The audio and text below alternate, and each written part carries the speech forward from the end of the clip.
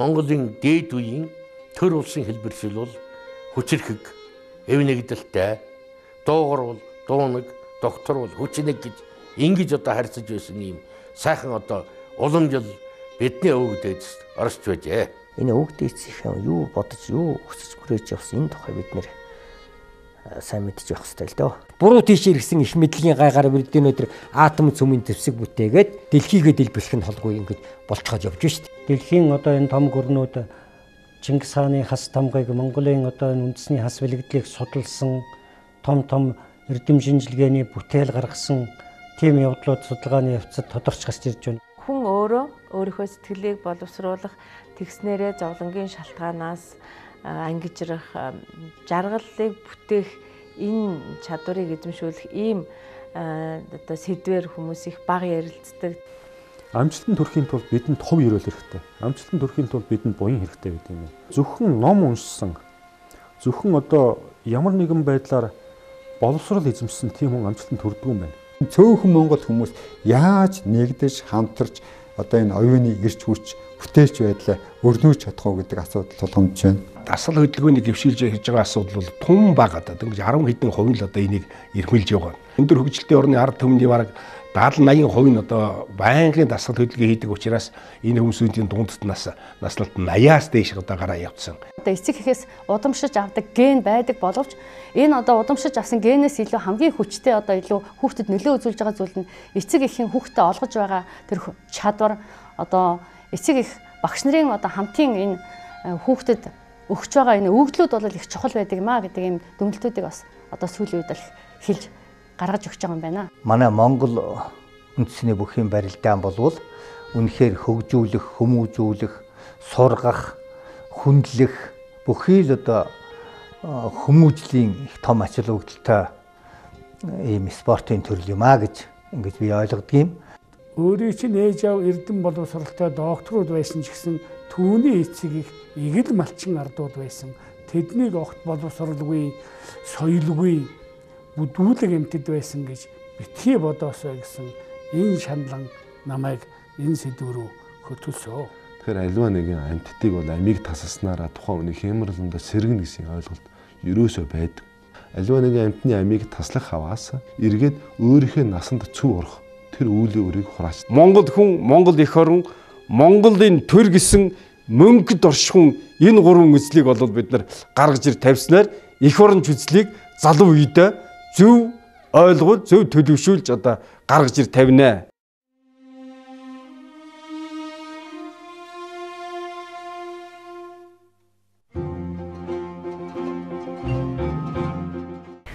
За сайн байцгаана уу эрх мэнд үзэгчдээ. Өнөөдрийн соён гэрүүлж телевизийн соён гэрүүлэгчдийн цуврал лекцийн 2 дахь дугаар. За сэдвийн хувьд бол улсын имиж ба өнгөний имиж, компани имиж, улсын брэнд гэсэн сэдвийг тойрч бид нар ярилцж байгаа. За өмнөх дугаартаа бид нар улсын имижийн тухай, улсын имиж яагаад чухал болох тухай, улсын имижийн онолыг хэн гаргаж ирсэн, яаж хэрхэн жагсаадаг, түүнд юу нөлөөлдөг талаар ярилцсан байгаа. За тэгэхээр өнөөдөр бол биднэрт энэ улсын имиж бүрэлдэхэд чухал нөлөө үзүүлдэг хотын имижийн тухай, ер нь нөгөө имижийнхаа тухай ярилцах байгаа. За тэгэхээр эхлээд имижийнхаа тухай дахиад тодруулъя. За та бүхний бидний бол хамгийн их хэрэглэдэг хүмүүсийн түгээмэл мэддэг имиж гэдэг үг ордог салбар нь бол хувь хүний имиж, одоо стил имижээ яаж өөрчлөх үү гэж их ярьдаг байгаа. Тэгэхээр энэ тал дээр нь бас ярих гэж бодож байна. За стил гэж юу вэ? Имиж гэж юу вэ? Хувь хүний имиж гэж юу вэ гэж ярих юм бол хүмүүс одоо шинэ хүмүүс ямар хувцас өмсөх үү, үсээ буржгар байлгахгүй, шулуун байлгахгүй гэдэг тал дээр нь илүү анхаалаа тавьж ерөнхийдөө ойлгодог. Яг үнэндээ бол хувь хүний имиж гэдэг бол нөгөө өмнөх дугаараар ярьсанчлан тухайн хүний тухай бодогдох ерөнхий дүр сэтгэгдэл юм. Бодол юм, итгэл үнэмшил юм гэж хэлж болно. За тэгэхээр хүн дээр жишээлх юм бол юу болох вэ гэхээр тухайн хүний үзэл бодол юу вэ, ертөнцийг үзэх үзэл нь юу вэ, ямар албан тушаалтай вэ, ямар ажил мэргэжил эрхэлдэг вэ, юунд дуртай вэ, ямар хоолнд дуртай вэ ч гэдэг юм уу, хаана амьдардаг вэ, ямар амьдралын хэв маягийг эрхэмлдэг вэ гэх мэтчлэн энэ суур ойлголтуудын зөв мэдсэний үндсэн дээр тухайн хүний имиж бүрэлдэн бий болдог. Амьдрал дээр бол мэдээж тухайн хүн өдийн хүртэл амьдрахтаа бол тухайн ямар нэгэн амьдралын замыг туулаад өөр хааж давтагдахгүй бий гэдэг ойлголт бүрэлдэн тогтсон байдаг. Гэхдээ харамсалтай нь энтэйгээ уялдсан бишээр гадаад үр төрхөө ихэвчлэн бүрдүүлдэг гэсэн үг л дээ. За энийг бол бид нар имиж гэж яриад байгаа. Тэрнээс биш одоо юу гэдгийг хөдөөний сайлчин эмэгтэй ч юм уу эсвэл хин нэгнийг гинт гялцал хувц өмсгөө, цагаан плац өмсгөөд юм уу, костюм өмсгөөд алт сувдаар чимээд одоо өөр царайтай, өөр төрхтэй болгочих бол болно.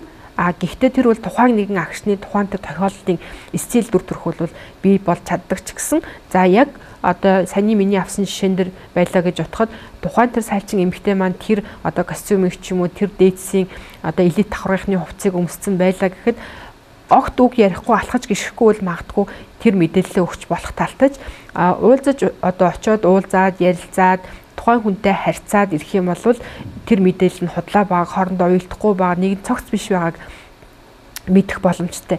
За тэгэхээр имиж гэдэг бол ийм өргөн хүрээний цогц ойлголт байх нэ. За одоо бид нар хотын имижийн тухай ярих гэдэг. Тэгэхээр хүн дээр ийм байгаа юм чинь хотын имиж гэдэг бол бас л мөн ялгаагүй зөвхөн байшин барилгын өнгө одоо гаднах одоо хэлбэр дүрсээр имижийн тухай ярьж болохгүй.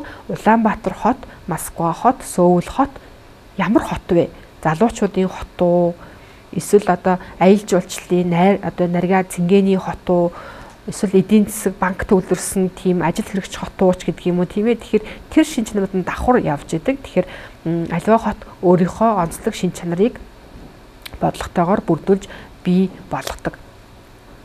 За хотын имиж бүрэлдэхэд гадна талаас бол мэдээж сая ярьсан гудамж орно одоо бэлэг тэмдэг болсон цамхаг талбайнууд ордог. Одоо жишээлх юм бол Бээжингийн хувьд бол бас талбай бий, Москвагийн бол улаан талбай бий.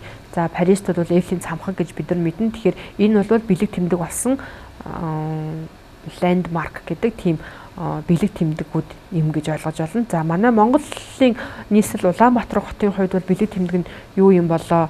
За Сүхбаатарын талбай маань одоо Чингисийн талбай болсон тийм ээ. Чингисийн талбай бол төв талбай гэдэг утгаараа орох бах. Дээрэс нь одоо бурхантай хөшөө маань юм уу? Эсвэл юу зайсан толгой маань орж болох юм тийм ээ. Одоо том монументал тийм чимэглэл хөшөө дурсгал гэх юм бол за ийм байдаг. Тэгэхээр Улаанбаатар хотын имижийн тухай ярихад одоо хэдхэн жилийн өмнө манай Улаанбаатар хотын мэр нэг ярилцлаганда тэгжсэн. Одоо Сөүлийн гудамж гэж би, Токиогийн гудамж би манай Улаанбаатар хотын хамгийн гоё тогтчил сайтай гудамжаар Сөүлийн гудамж шалгараад явж ирснийг бол өнгөрсөн жил сэтгүүл дээрээс харж байлаа л да. Тэгэд Анкарагийн гудамж гэж байдаг. Тухайн үед мэр юу гэж хэлж ирсэн бэ гэхээр одоо хотын зарагч маань юу гэж хэлвэ гэхээр энэ Сөүлийн гудамжаар явхад, энэ Токиогийн гудамжаар явхад за магадгүй яг Токиод явж байгаа юм шиг, Сөүлд явж байгаа юм шиг тийм сэтгэл төрөх ёстой ийм одоо олон сайхан гудамжтай манайх болж байна гэд тэрийг нь бол тухайн улс орноос одоо тогтчлт юм нь бол хийдэг юм шиг байгаа юм л да. Одоо баг арчилгааг нь хүртэл хамаардаг гэж бол ойлгож байгаа. Тэгэхээр хэрвээ ингэж үзэх юм бол Улаанбаатар хотын маань өөрийн өнгө төрхтэй гудамж хаана байх вэ? Ихэнх том хотын төвийн гудамжуудаа бүгдийг Сөүлийн, Токиогийн гэх мэтчлэнгээр хотуудын, гадаадын хотуудын нэрээр нэрлэчих юм бол манай Улаанбаатар хотын өнгө төрх нь юу болж хуурах вэ? Одоо нөхрийн алга бүр шиг гэдэг юм олон газар цуглуулсан юм шиг тэр байдал нь өөрөө Улаанбаатар хотын имиж дүр төрх нь болох юм уу? Гэх мэтчлэнгээр асуудлууд тавигдчихэд байх юм. Тэгэхээр Улаанбаатар хотын төлөвлөлт гэж бол олон жилийн хугацаатаагаар нарийн төлөвлөлт гарсан байх хэвээр. За Улаанбаатар хотын имижийг бүрдүүлэхэд гол нөлөөлөх хүчин зүйл нь бол мэдээж байшин барилга ордог. За байшин барилгын өнгө, зүс, хэлбэр данж ямар байх вэ? За сүүлийн үед манай Улаанбаатар хотод баригдаж байгаа байшин барилгууд яг Монгол архитектурын уран ухаанаар шингээж хийсэн зураг төлөвлөлтийн дагуу явж ийнэ гэвэл бас харамсалтай үгүй байгаад байдаг. Гадаадын ямар нэгэн зураг төслийг бэлэн одоо Улаанбаатар хотод авчирч хийгээд байгаа. Тэгэхээр магадгүй Монгол архитектурын Монгол уран ухаан шингэсэн хаана нэгэн Монгол өнгө донж шингэсэн байх юм бол тэр нь одоо манай Улаанбаатар хотын онцлог бүрэлдэн бий болоход чухал нөлөөтэй гэж бол би хувьдаа үздэг. За тэгэхээр энэ сүүлд бас өнгөний тухай давхар яригдах учраас энд тодруулж ярихгүй. Гэхдээ барилга архитектурын өнгө гэдэг бол тухайлан одоо өөрийнхөө салбарынхаа онцгоос болоод суур өнгөнүүд нь одоо зөөлөн 50 гэдэг юм уу одоо их тод хурц улаан өнгө тод өнгүүдийг бол бага хэрэгэлдэг гэх мэтлэн онцлог бий л дээ. Тэгэхээр барилга архитектурын үндэсний өнгөний одоо хөтөж өнгө гэж бас одоо гадаадын улс орн бол гаргасан байдаг. Тэгэхээр манай улсын хувьд бол энэ үндэсний өнгөний судалгаа харьцангуй бага хэрэгцсэн учраас энэ талын хөтөч бол байхгүй байгаа. Тэгэхээр энийг дараагийн дугаарт бид нар энэ талыг энэ сэдвийг дэлгэрүүлэн ярилцах болно. За тэгэхээр энд бас нэг юмыг татгаж авч үзэх хэрэгтэй. Ер нь бол энэ тэнд мэдээж манай пүүс компаниуд гой байшин сав бариад гой хот одоо цэцэрлэг хэсэг газрыг ч юм уу тогтжуулаад нэг гой автобусны буудлын газар нь барьдаг ч юм уу барьдаг. Тэгэхээр энэ дээр дизайны гоо зүйн зохицлын нэг зарчмыг мартаж бид нар болохгүй. Олон гой юмнууд тус тусдаа биед агаад байхдаа бол мэдээж гой шийдэлтэй өнгөний хувьд боломжийн одоо тухайн концепцийнхаа дагуу хийгдсэн ч гэдэг юм уу байлаа гэж бодоход тэд бүгдээрээ нийлээд Улаанбаатар хотын маань өнгө төрхийг бий болгох гэд хэрхэн нөлөөлж байна вэ гэдэг тал дээр анхаарахгүй бол энэ Улаанбаатар хотын имиж бол бүрэлдэхэд бас асуудал үүсэх юм. За тэгэхээр энэ хотын имижийн тухай урбан дизайны тухай ойлголт нь бас л хөгжиж эхлээд их удаагүй байгаа ойлголт. За энд нэг жишээ хэлэх юм бол компани имиж, компани identity нэг нь болохоор хотын имиж гэдэг хоёр бие бинийгээ тусдаа хоёр ойлголт байгаа юм л да. Тэгэхээр хуучин бол компани имиж нь илүү нэгдүгürt байдаг гэсэн гэж хэлсэн. За энэ дээр жишээ авах юм бол McDonald's гэж одоо түргэн хоолны том сүлжээг бид нар мэднэ. Тэгээ McDonald's-ийн өөрийнх нь имиж өнгөнийх нь зохицол нь юу вэ гэхээр одоо улаан өнгө дээрэс нь маш том шар өнгөтэй McDonald's-ийн эхний үсэг болох эм үсэг яваад идэг. За тэгэхээр McDonald's байгаа газар л бол тэр энэ өнгөний зохицол энэ одоо лого бол байдаг. Гадаа маш томор хийсэн байдаг. Тэгэхээр одоо Европын нэгэн хотод бол энэ McDonald's-ийн салбар нэгтгэхэд одоо манай хотын имижэд зохицохгүй байгаа учраас McDonald's-ийн энэ хурц өнгөний хослолыг одоо гадаад талбайтаа тавихгүй гэсэн шаардлагын үзнээс одоо McDonald's бол гадна талдаа одоо тэр хотын имиж гудамжинд зогсон өнгө зохицол хийцээр ерөнхий хаягаа тавиад мэдээж хаалга онголоод Оросны цаана бол өөрийн компани имиж, компани одоо өнгө зохицлын онцлог юу гэж болох вэ? Тийм ээ, концепцийн дагуу бүх юм хийсэн байх боломжтой. Тэгэхээр одоо бол хотын гудамж талбайны тогтчлтын хувьд бол компани имиж гэхээс илүү хотын имижээ нэгдүгээр барьж тэр нь зөв байгаад компани имиж нь бол хоёрдугаар тавигддаг болсон гэдэг жишээ юм. За бас нэг жишээ бол Солонгост ч гэсэн одоо болтол тийм ямар нэгэн том байшингийн гадна талд бол маш олон том хаягнууд бүгд их тод өнгөтэй том үсгтэй. Энэ нь ямар зорилготой вэ гэхээр гудамжаар явсан хүмүүст энэ одоо байшин дотор манайх үйл ажиллагаа явуулж байгаа шүү. Ийм компани бий шүү. Манайх шүдний имлэг шүү. Манайх энд үсчин байгаа шүү. Энд одоо хууль зүйн зөвлөгөө өгөх газар байгаа шүү ч гэдэг юм уу. Гэх мэтлэн өөрсдийнхөө онцлогийг харуулах гээд хүний анхаарлыг татахын тулд хийсэн самбарууд маш олмор харагддаг. Тэгэд энэ нь бол одоо нөгөө хотын имиж нөгөө тэр гудамжны өнгө төрөхөд бол муугаар нөлөөлж байна.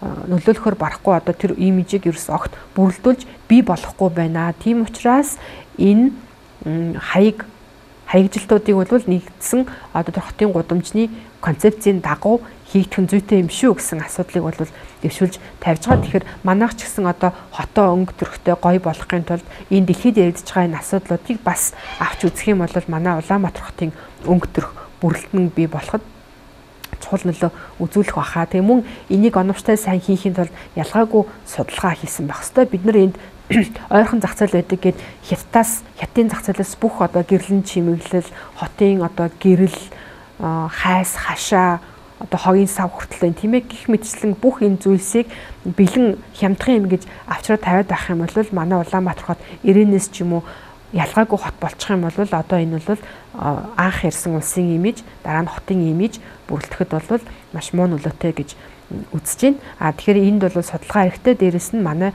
Монголын өөрсдийнх нь манай Монгол дизайнер, Монгол урчууд энийг бол хийж чадах бүрэн боломжтой. Гол нь нэгдсэн бодлого, нэгдсэн концепц зөв тодорхойлох юм бол түүнийхээ дагуу энэ бүх жижиг зүйлсүүдийг илэрхийлэх зүйлсүүдийг хийх боломжтой гэж би хувьдаа үздэг юм байна. За тэгэхээр түрүүн барилга байшингийн тухай цухалс ярьлаа. Барилга байшингийн ерхий төлөвлөлтийг хийхдээ ямар нэгэн зүйлд арын фон их чухал хэрэгтэй байдаг. Чухал болдог. Одоо жишээлбэл яг энэ өнгө зохицол одоо буруу фонон дээр буруу одоо арын талбай дээр гэдэг юм уу да харагдах юм бол бас анхныхаа концепцоос анхныхаа санаанаас зөрөх тохиолдол байж болдог. Тэгэхээр хотын барилгын хотхны өнгө төлөвлөлтийг хийхдээ бол дизайны төлөвлөлтийг хийхдээ орчныг их хардаг. Цаана далай харагдах уу, тэнгис харагдах уу, хиймэл нуур байх уу, цэцэрлэг түрээлэн байх юм уу, хад асахтай уул байх юм уу гэдгээс уялдуулж байгаа тухайн орчны зохицол, орчны одоо дизайн шийдэл бүх юм хийж өгдөг. Ингэх юм бол ингэж чадах юм бол нөгөө дүр төрх маань зөв гарч ирж бий болдгоо гэсэн. Одоо жишээлбэл сүүлийн үед манай хороолууд бол одоо олдцын бодд юм уу эсвэл амрын бодд юм уу бүгд нэг өнгөөр ижил өнгөөр яваад идэг. Ер нь бол дизайны оновчтой сонирхолтой одоо шийдэл талаасаа бол нэг хотхон байсан ч гэсэн нэг концепцийн дагуу байна уу гэхээс бүгдийг адилхан өнгөөр будах юм бол одоо илүү тийм хуаран маягтай ч гэх юм уу жоохон уйтгартай сэтгэл төрүүлж байгаа хотхныг бол сүүлийн үед бас харагдаад байна. А зарим нь бол бас нэг концепцээр байр тодгогч өнгө өөр болгоод явж байгаа хотхнуудыг бол бас байхгүй биш л дээ. Мэрсэр бол би гэхдээ тэрэнд цаана богд бол харагдах учраас ногоон ой харагдах учраас бид нар тодгогч өнгөө ногоон туяатай өнгөөр авъя. Эсвэл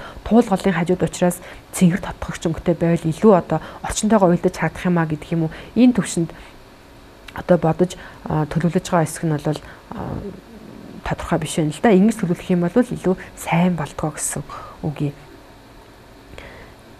За тэрнээс гадна энэ нөгөө нийтийн дизайн гэдэг social design бол хэрэглэгчийн хувьд бол маш өргөн хүрээтэй, насны хувьд бол бүх насныхан байдаг гэх мэтчлэн одоо нийгмийг хамарсан бүх нийгэм зориулсан дизайн учраас аливаа нэгэн хувь хүний онцлогийг тодтогсон юм уу одоо хувийн үзэл бодлоор хувийнхаа дуртай зүйлсэр ч гэдэг юм уу дизайн хийх бол боломжгүй. Мэдээж тэрийг бол муухай юм уу муу гэж бол хэлж болохгүй л да. Яагаад гэвэл энэ нь нийт хотын дизайн учраас хотын имиж ийм учраас манай улс хотод бол ийм концепт цаашдаа барьж явах учраас ийм байх ёстой гэсэн өгдлүүд дээр үндэслээд дизайн шийдэл хийх ёстой. А тэрнээс биш аль нэгэн хотыг одоо жишээлбэл намайг ч юм уу дизайныг гаргаад шийдлийг хийгээч гэх юм бол би одоо цэцэг навчин дуртай, би ийм өнгөн дуртай, би хурц өнгөн дуртай, эсвэл би ягаан өнгөн дуртай гэд тэр өнгөөрөө хувийнхаа одоо шийдлэр гэдэг юм уу да дизайныг шийдлийг гаргаж болохгүй гэдгийг бол энд харах хэрэгтэй юм шиг байгаа. За энэ дээр одоо нөгөө нийтийн тээвэр, такси үйлчилгээ, одоо нөгөө замын хөдөлгөөн бол хотын өнгө төрхөнд бол бас маш их нөлөөтэй байгаад байдаг. За энэ дээр юу байж болох вэ гэхээр одоо жишээлбэл манайд бол нэгдсэн тийм одоо өнгөний шийдэл бол байхгүй. За манайха өөртөө үйлдвэрлэж байгаа троллейбус одоо эдрээ бол хөх өнгөөр будаад байгаа бол харж байгаа нэлээд тийм гүн хөх өнгөөр будаж байгаа. За одоо Солонгост ажиллаж исэн автобус, такси эдрийг бол тэр чигээр нь хотод одоо оруулж ирээд байтугай Солонгос бичгийг нь хаягийг нь авахгүйгээр тэр чигээр нь явуулаад байгаа. Энэ бол жижигхэн ч гэсэн бас анхаарах ёстой зүйл л гэж бодож байна. За би нэг удаа одоо Солонгос сурчгаад жишээ ярих гэж байна л та. Ирээд гудамжинд такси бариад зогслоо. Одоо маад бол яг албан ёсны такси гэж сүүлийн үед л аваагааг хөгжин. Тэрнээс биш одоо хувийн автобуснууд Монголд байгаа бүх жижиг машинууд бүгдээрээ бар такси гэж ойлгох хугацаар одоо такси барихаар ирж зогсдог. Тэгээ ирээд зогсон чинь за Бусан хотын хувийн такси гэсэн, Кэйн такси гэсэн бичгтээ таксирээ зогсон гут яг тухайн үед би ирээд удаагүй байсан. Би өөрөө Бусан хотоос ирсэн. Энд чинь юу илээ Бусанд байгаа илүү Монголд байгаа л гэж бодмоор санагдал яг адилхан өнгөтэй дээрээ тууцсан бичгэн дээрээ Бусаны хувийн такси гэсэн бичгтээ одоо утасныхаа дугаартай жишээлбэл тийм машин явж явах юм л да. Тэгэхээр энэ бол одоо нөгөө нэг одоо нэг хотын бодлого, хотын өнгөний тухай санаа зовдөг бол ийм байж бас боломгүй мэдээж тэр бол хувь хүний хувьдаа авсан машин байсан бахал та. Гэхдээ нэгдсэн такси бол манай хотын такси ямар өнгөтэй байх юм?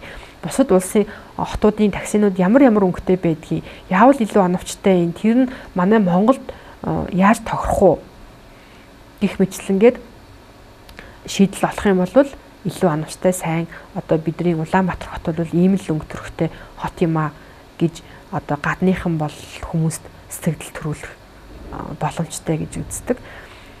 За тэгэхээр имиж гэдэг бол дахиад давтан хэлэхэд өмнөх дугаарыг сонсоогүй хүмүүс ч бас болох юм тийм ээ. Тэгэхээр яад имижийг ийм чухал гэдэг нэг тийм чухал биш юм шиг имийг чухалчлан яриад байгаа юм болоо гэж бодож иж магадгүй. Энэ имижийг бол нэгдүгээр ойлгохдоо бидний зүгээс биш юм. Бид бол Улаанбаатар хотоо мэднэ, Монгол улсаа мэднэ. Нөгөө гайхамсайхан одоо тал хэр нутагтай, Чингис хаантай маш том өв соёлтой, түүхтэй, баатарлаг одоо түүхтэй гэж мэдхэд имижийн тухай ойлголт бол бусад улс орны хувьд Улаанбаатар хот ямар одоо сэтгэл төрүүлж байна вэ? Ямар өнгө төрхтэй байна вэ? Юугаар онцлог вэ гэдгийг л олохын тулд энэ имиж гэдэг юмыг зайлшгүй ярих хэрэгтэй болдог.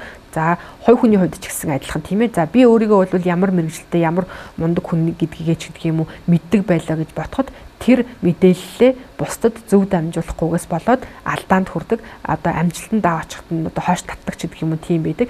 Одоо жишээлбэл Америкийн ерөнхий сайд одоо албан тушаал аваад удаагүй багтаа гэдэг юм уу тийм ээ. Albright гэж бид нар мэдэн тийм ээ. Тэгэхээр тэр хүн бол дэлгүүрт очиод үйлсүүлэх гэтэл дэлгүүрийн үйлсэлцүүл тэрийг мэдээж тэр төрийн том хүний хувьд бол хүлээж авахгүй өөрийнх нь байр байдал нь тийм байсан бахна л дээ. Тэгэхээр хэрвээ тийм байр суурьнд байгаа бол тэр имижээ зөв бүрдүүлж явахгүй бол нийгмийн харилцаанд ч гэсэн алдаатай харилцаа үүсэх боломж одоо нөхцөл байдал бий болдог. Тэгэхээр бүхий л салбарт энэ имижид одоо өөрийгөө зөв мэдээлэлээ зөв дамжуулах гэдэг дээр анхаарах хэрэгтэй болж ирээд байгаа. За энэ дээр хотын дизайны тухай ярихад энэ мэдээллийн дизайн гэдэг information дизайны салбар бол бас сайшгүй яригдах болдог. За энд юу орох вэ гэхээр хотын мэдээллийн самбарууд, мэдээллийн систем нь яаж байна вэ? Одоо ер нь бол аливаа за бид нар өөрсдөө яа сурцсан учраас хотынхаа хаагуураар аль гудамжаар орохоор хэдэн номер суухаар тийш явцдаг гэдгийг бол мэддэг. Тэгэхээр том хот бол өөрсдийн нэгдсэн тийм мэдээллийн системтэй байдаг.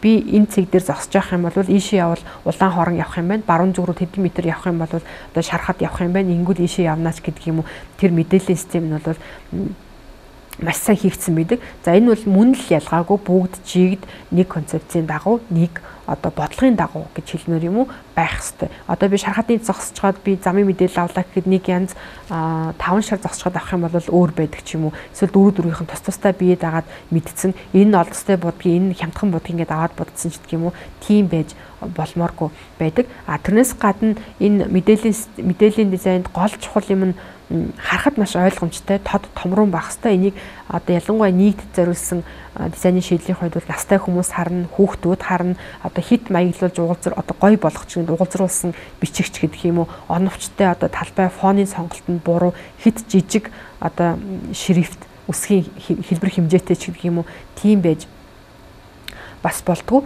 За тэгэхээр энэ дээр одоо нэгэнт ярьсан чинь дизайны тухай бас орох чинь одоо настай хүмүүс харна гэхээр настай хүмүүс ямар өнгийг хамгийн муу хардаг вэ гэхээр шар өнгийг муу хардаг. Тэгэхээр одоо жишээлбэл настай хүмүүсийн их очдог газар байлаа гэж бодоход ялангуяа эмнэлэг байна тийм ээ. Манайд бол эмнэлгийн гадна талын хаягжилт, эмнэлгийн дотоод мэдээллийн систем бол бас тийм төдийлөн хангалттай байдгүй. Тэр нь бол маш цайвар дэвсгэрээр тод бараан өнгөөр бичсэн байх юм бол илүү сайн хардагч гэдэг юм уу тийм ээ. Тэгэхээр аливаа бүх зүйл бол дизайны шийдэл бол заавал судалгаан дээр гаргалгаатай яагаад гэдгийг тайлбартай бэжээж амжилттай сайн дизайны шийдэл болж идэг. Дизайны шийдэл ямар нэгэн зүйл бол одоо урья үхтэйгээ гаднах одоо төрх байдал өнгө шийдэлтэйгээ нэгдсэн нэг байх ёстой гэд одоо өнгөрсөн дугаар дээр Монголын аялал жуулчлалын одоо урья үг болоо логийн талаар ярьсан байгаа. За сайн жишээ гэх юм бол дахиад солонгосын жишээ орж ирж байна. Нөгөө Саймон Ан Холтын одоо 2007 онд хийж өгсөн Korea Sparkling билүү гялалцсан Korea гэсэн урья үхтэй одоо постэр гэхээр одоо хүмүүст зориулсан уриалсан нийтийг хамарсан зурагт хуудсан юм л да тийм ээ. Зурагт хуудсан дээр яаж хийвэ гэхээр дээд талд нь хоёр одоо дүрсээ хоёр хуваажгаа, дээд талд нь Солонгос улсын одоо соёл урлагийн амжилт одоо юу гэдгийг шинжлэх ухааны дэвшил юмыг харуулж байгаа, доод талд нь Европ хүний зургийг оруулсан, нүрийг оруулсан байдаг. Нүрийг оруулж гаад Солонгос руу одоо харцаа одоо эргүүлээч биднийг хараач гэсэн англи үгтэй эсвэл хятад үгтэй одоо дэлхийн нийтийн герман хэлнэрч гэх юм үгээр бичиж чад өөрсөнд анхаарлыг хандуулах чинь тийм ээ. Тэгэхээр бид бол одоо ийм гялалцсан солонгосчууд болцоод байна. Өмнөх судалгаагаар бол солонгос бол ийм гялалцсан юм уу эсвэл одоо нөгөө динамик гэсэн хөдөлгөөнтэй эрч хүчтэй солонгос гэсэн ойлголт бол үнэндээ байгаагүй. Одоо ургах наран гэдэг юм уу тийм одоо жоохон хоцрогдсон нам тайван гэсэн улсын гэсэн ойлголттой байсан. Дээрэс нь одоо хоёр солонгосын дайнаас болоод солонгос гэхээр л ер нь бол хоёр солонгосын дайны тухай ойлголт дэлхийн нийт бол хамгийн сайн мэддэг байсан. За энийг бол имижийн бодлого амжилттай барьсны хүчин одоо үр дүнд бол солонгос бол одоо хамгийн нэлээд амжилттай улсын одоо маркетинг хийж байгаа улсын жишээ байна.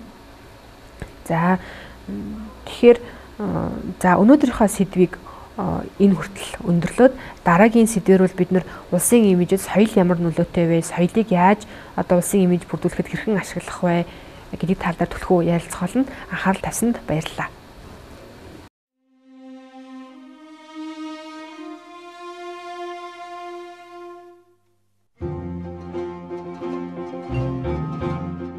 Монголын дээд үеийн төр улсын хэлбэршил бол хүчирхэг, эв нэгдэлтэй, дуугарвал, дуунаг, докторвол, хүчнэг гэж ингэж одоо харьцаж байсан юм сайхан одоо уламжил бидний өвөг дээдс оршиж байжээ. Энэ өвөг дээдсийн юу бодож, юу өсөж хүрээж явсан энэ тухай бид нэр сайн мэдчих явах хэрэгтэй л дөө. Буруу тийш ирсэн их мэдлийн гайгаар бидний өдөр атом цөмийн төвсг бүтээгээд дэлхийгээ дэлбэлэх нь холгүй ингэж болцоход явж шít. Дэлхийн одоо энэ том гүрнүүд Чингис хааны хас тамгыг Монголын одоо энэ үндэсний хас бэлгэдлийг судалсан том эрдэм шинжилгээний бүтээл гаргасан тийм явдлууд судалгааны явцад тодорч гарч ирж байна. Хүн өөрөө өөрийнхөө сэтгэлийг боловсруулах тэгснээрээ зовлонгийн шалтгаанаас ангижрах, жаргалыг бүтээх энэ чадварыг эзэмшүүлэх ийм одоо сэдвэр хүмүүс их бага ярилцдаг. Амжилтанд хүрэхийн тулд бидэнд тов өрөөл хэрэгтэй. Амжилтанд хүрэхийн тулд бидэнд буян хэрэгтэй гэдэг юм. Зөвхөн ном уншсан, зөвхөн одоо ямар нэгэн байдлаар боловсрол эзэмшсэн тийм хүн амжилтанд хүрдэг юм байна. Цөөхөн Монгол хүмүүс яаж нэгдэж хамтарч одоо энэ оюуны эрч хүч бүтээлч байдлаа өрнүүлж чадах уу гэдэг асуудал тулгамдж байна. Дасгал хөдөлгөөнийг дэвшүүлж хийж байгаа асуудал бол тун бага одоо ингэж 10 хэдэн хувь л одоо энийг эрхмэлж байгаа. Өндөр хөгжилтэй орны ард түмний бараг 70-80% нь одоо байнгын дасгал хөдөлгөөн хийдэг учраас энэ хүмүүсийн дундад наслалт 80-аас дээш одоо гараа явцсан. Одоо эцэг эхээс удамшиж авдаг ген байдаг боловч энэ одоо удамшиж авсан генээс илүү хамгийн хүчтэй одоо илүү хүүхдэд нөлөө үзүүлж байгаа зүйл нь эцэг эхийн хүүхдэд олгож байгаа тэр чадвар одоо эцэг эх багш нарын одоо хамтын энэ хүүхдэд өгч байгаа энэ өгөгдлүүд бол их чухал байдаг юм а гэдэг ийм дүгнэлтүүдийг бас одоо сүүлийн үед л хэлж гаргаж өгч байгаа юм байна. Манай Монгол үндэсний бүхий барилдаан болвол үнэхээр хөгжүүлэх, хүмүүжүүлэх, сургах, хүндлэх бүхий л одоо хүмүүжлийн их том ач холбогдолтой ийм спортын төрөл юм а гэж ингэж би ойлгодог юм. Өөрийн чинь ээж аав эрдэм боловсралтай докторууд байсан ч гэсэн түүний эцэг их игэл малчин ардууд байсан. Тэднийг огт боловсралгүй, соёлгүй бүдүүлэг эмтэд байсан гэж битгий бодоосоо гэсэн энэ шаналн намайг энэ сэдв рүү хөтөлсөө. Тэгэхээр альва нэгэн амьтдыг бол амийг тасалснараа тухайн үний хямралндаа сэргэнэ гэсэн ойлголт ерөөсөө байдаг. Альва нэгэн амьтны амийг таслах хаваас эргээд өөрийнхөө насанд цөв орох тэр үүлийн үрийг хураач. Монгол хүн, Монгол эх орон, Монголын төр гэсэн мөнгөд оршихуун энэ гурван үзлийг бол бид нар гаргаж ир тавьснаар эх орон жүзлийг залуу үедээ зөв ойлгуул, зөв төлөвшүүлж одоо гаргаж ир тавина.